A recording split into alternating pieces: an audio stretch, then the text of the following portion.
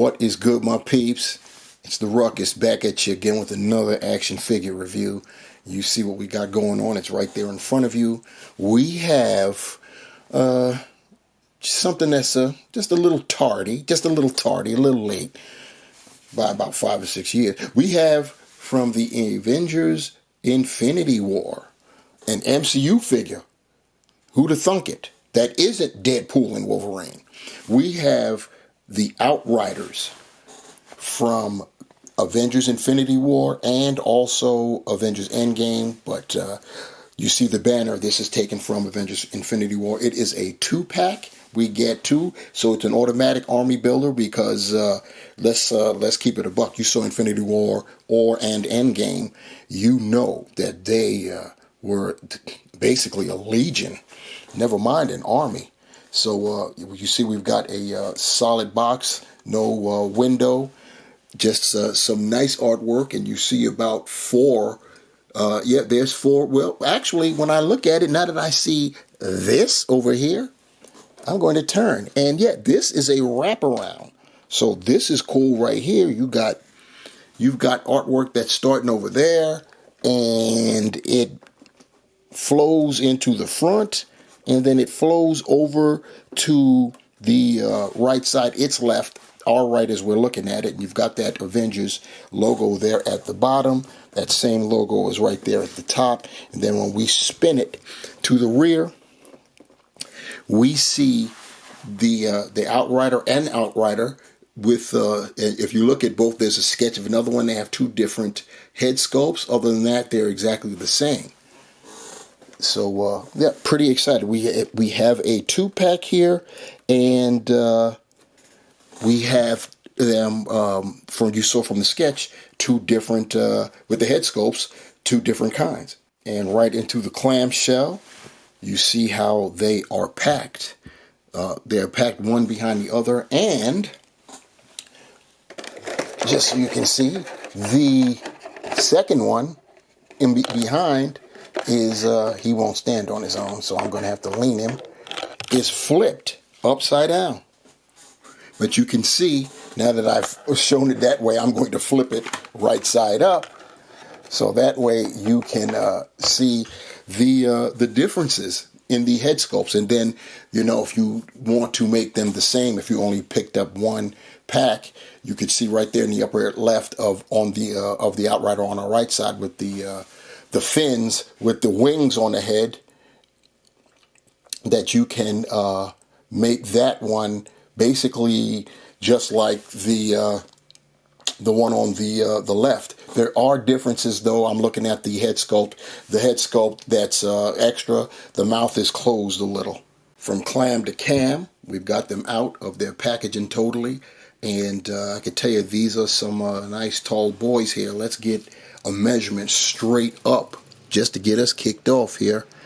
And we are looking at, it's definitely at least 7 3/4 inches. This one on our right that have the wings on the head, those wings bring it up a little bit tall. It's just under 8 inches tall. And other than that, they are exactly the same, just discounting the different head sculpts. You can see the difference in the head sculpts now that we've got them zoomed up. Starting with our wing-headed one, I have to assume that these have to signify, I don't know if this is sexual dimorphism or if it demonstrates ranking structure or whatever. I just know that it definitely gives them distinction, which is cool. Now, here's the crazy thing. I'm going to bring in a third one. I'll move our wing-headed cat out of the way and bring a third one that's got that extra head. And you can see what I'm talking about. It's almost no different. It's crazy that they did that. They should have just had it like maybe the mouth closed totally or something. But you can see that this is the additional head, and you see that the mouth is a little bit more closed than this one. So I'm grateful for the third head, I would have preferred some other type of expression to totally differentiate them. Maybe the primary head right here, the mouth should have been open even wider, so that way maybe we can have it really being able to bite something. I don't know if that maw is big enough to like put an arm in it. Sounding kind of cringy right now, but you know what's up. Any of you that get a pair of these or more, you know you're going to try to have them savage the Avengers and associated peeps. You know that. Outside of that third head, which is, I don't know, that third head is still tripping me out because it's so similar to the head on this guy. You know, the maw on this guy is open a little bit wider, just a little bit wider, enough that you can tell, but still, you know, well, it is what it is. I'm glad we did get an extra head, so, you know, when you army build, you have a few different options there. Anyway, we only need one to demonstrate the articulation because all of these guys are exactly the same from the neck down, or what passes for their necks. Speaking of that, we'll start off with that. As far as the articulation goes, it's on a dumbbell, and you're going to get almost nothing going up. Going down, you do get some. It's difficult, but you get some. It went there. You'll feel it give. So it goes down some. Of course, get the 360, but keep note that if you go neck break style, you'll have a gap there. So keep that in mind. In terms of the first set of arms, the first pair, you can more than 90-degree T-pose them. And of course, they rotate 360. You have the ability to rear back. There are no butterfly joints, but it still rears back pretty far in terms of grasping or, clutching. You're not going to get anything cross, but you do get that much right there. You get bicep swivels. You get double jointed elbows. Of course, they're pinless. Why wouldn't they be? Totally new sculpt. They're not going to go backwards that way. You've got the rotating wrist and, of course, the horizontal hinges. And the horizontal hinges are on all hands. And speaking of that, I'll keep these moved out the way because our second set of hands, or arms, I should say, you're not going to be able to 360 them unless you have these top arms all the way up, reaching for the sky. But it's there. That articulation is there. The rear back is equally as impressive, and the going forward is going to be less so because of the nature of that mid torso is getting in the way. So that's all you're getting there. You do have your bicep, and you do have your pinless elbows. So you got that, and once again, swiveling wrists with the horizontal hinge. You get a diaphragm that will get you not that much forward. You get that much back, even with those arms there, those secondary arms. You do get your rocker left and right, and of course you can rotate. And then you get an inverted ab crunch, which allows you to get your overrider over that far. And it can go back that far, pretty nice. Your hips will get you a Van Damme action going on right there. You can kick forward 90 degrees and go back about that much. You've got your thigh cut. Now take note of how those legs are. They are already, you're not going to get them any straighter than that. You can tell just by looking at the knees right there. They're supposed to be that way. It's not a defect. You do have double jointed knees that are, as you can see, pinless. Mine's are kind of tight, so bear with me. There it goes. But there it is right there. And once again, that's all you're going to get. That's all you're supposed to get. So don't get it twisted. You have, and you see this right here. So keep this part in mind because it can prove problematic with posing. This is considered, when we're talking about animals, this is considered an ankle. I'm into dinosaurs too, so I know these kind of things. So keep that in mind that this is on purpose as well. When it comes to the feet, you have the ability to point forward that far, ballerina style. You can go up decently. You do have the pivots, and you have very, very shallow holes at the bottom of the feet.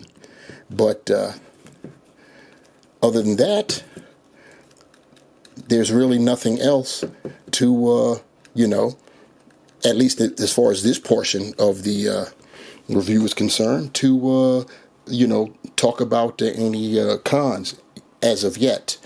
When we try to get them posed up, we'll see what we come up with. So you can see how big these boys are compared to a standard 6-inch scale figure. We have got, I'm going to call him Steve Rogers because he really wasn't Captain America technically at this time, but you all know what it is. This is the reissue from the Infinity Saga line from a couple years ago, where they re-released a few figures that needed an update. Like in this case, they could never get Chris Evans' face print right until this time.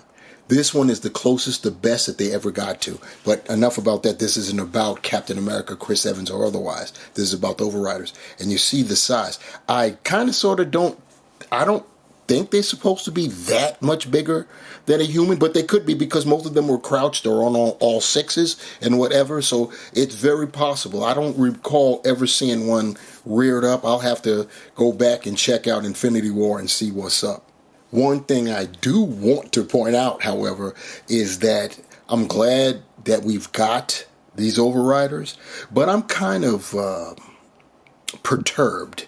I want to use some decent language here because, it's been a few years now since the Infinity Saga has been said, over with, and done, So, you got to make room. You don't stop collecting. You keep getting more figures and more product. You have to make room. I don't care where you live. Space is limited. So since that era was finally done, I waited a couple years after the fact, and then I packed them all away. So all of the MCU Infinity Saga was packed away, but because we've got the Outriders, I had to dig them out. So it's got me feeling some kind of way about that. But I have to admit, with these Outriders, and if I didn't break out some Infinity Saga cats, I wouldn't be able to recreate one of the classic fighting scenes in Infinity War. Definitely Cap was shown taking on more than one. So fortunately we get 2 packs so we can replicate that. I recall Bucky actually taking one on, and he had gotten it had gotten so hectic out there he was reduced to just using his knife to stab one up. And I've got Bucky there in the corner. He looks kind of dark, but trust and believe, it looks pretty nice from here. And as I recall, Black Panther was taking on multiples at a time. So we got him here on one side of our display. And I figured, you know what? I went on and showed a close-up of T'Challa and his battle. And I needed to give Bucky that same respect. So there we go. It looks a little bit better. He's still there in the shadows, but you guys know what it is. And now, zoomed out to get the entire scene in. This, of course, is going to serve as the closing shot. Let me know down below what you think about this. I really, I'm not... I've never been great at posing and things of that nature, but I love making dioramas, and I've really been working on trying to come up with creative ways of displaying. And this is pretty decent. I'm sure somebody more versed and experienced could make it look even more impressive. And I hope to be there one day. Let me know what you guys think about this particular display. Any of you guys that are really good at posing, give me some pointers down below. I definitely would appreciate it. But as far as the Outriders are concerned, well, you see, right here with this, you see I've got 3 sets. In fact, let me stop real quick here and have one little add-on. There we go. Now the scene is complete. All the work that these three cats are putting in, there needs to be something, to show for it. So that's what I'm using that sixth and final overrider for. Now I'll ask the question again. What do you guys think about the diorama there? I'm feeling it. I'm gonna be sad when I have to tear this down because this is, on the studio. I'll see. I don't know if I can replicate this in my man cave, but I will try. Anyway, this is looking good. So with me saying I will try, I guess you know what that means. MCU Infinity Saga got to go back up somewhere in the man cave. It is what it is. Anyway, let me know what you guys think about the overriders. What do you think about the display, of course? And what would you like to see change in them? I could tell you one thing. It would have been nice if we had better neck articulation, because I'd love to get them on all sixes or four, at least four of the limbs, and having them go forward. But you can't get their heads any further up for the most part than where you've seen them. So I think that's one con right there. Probably a little bit better footwork, maybe at that ankle portion. Remember when I went over what's considered the ankle on beings that have legs that are designed like this? It would have been it would have been advisable to have articulation in the ankles. It would have definitely served and would have went a long way, especially to get them in quadruple or even sextuple, if that's even a word, poses. But it is what it is. But anyway, I'm loving it. It's 5-6 years late, big time. We should have gotten this before, a long time ago, even longer time ago. We should have gotten Shatari. Shatari was years before we ever saw a doggone overrider, and we still haven't gotten the Shatari, but maybe we'll get that. Anyway, that's the wish list. Part of my wish list too would be, I wish that you guys would comment below. I wish that you guys would subscribe, share, like, and definitely, I think I said subscribe. I'll wish for that twice. Subscribe, and if you wish to see another one of my videos, all you got to do is hit that notification bell, and you won't have to worry about the wishing because it'll happen. Anyway, Overriders 2-pack, looking good, feeling good. I'm happy. This looks good. I may just leave this up, but if I do, I don't know what type of video I'll be able to make, where I'm going to do the next one. Anyway, that's my problem, first world problems. Anyway, I'm just going to sit here and gush over the Overriders and this display. It's looking pretty good. I'm feeling myself. You guys probably say, it ain't all that good. And you're probably right. But for me, this is great. Anyway, I've gone on long enough. I'll gush in silence by myself. You guys, love you. Let me know what time it is down in the comment section below, and I'll get at you next time. It's the Ruckus. I am out. Peace.